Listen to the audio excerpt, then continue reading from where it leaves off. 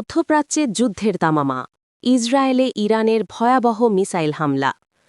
রাতভর ইসরায়েলকে লক্ষ্য করে ইরানের ভয়াবহ ক্ষেপণাস্ত্র হামলা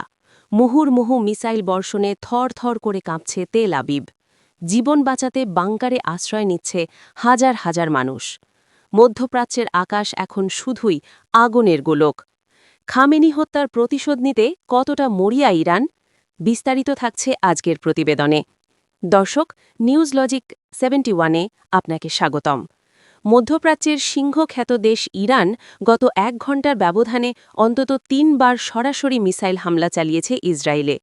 বাংলাদেশ সময় সোমবার রাত ১:২টার দিকে চালানো এই হামলায় দক্ষিণ ইসরায়েল জুড়ে বাজতে থাকে নিরাপত্তা সাইরেন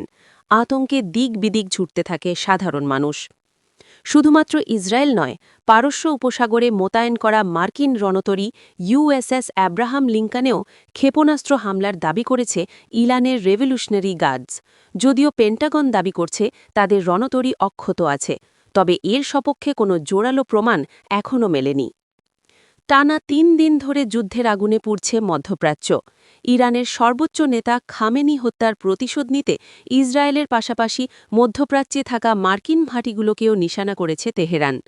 কাতার বাহরেন জর্ডান এবং সংযুক্ত আরব আমিরাতের একাধিক বিমানবন্দর এবং আবাসিক ভবন ক্ষতিগ্রস্ত হওয়ার খবর পাওয়া গেছে এমনকি বেশ কয়েকজন মার্কিন সেনা হতাহত হওয়ার খবরও সামনে আসছে ইসরায়েলের হাইফা ও জেরুজালেমেও আঘাত হেনেছে ইরানের মিসাইল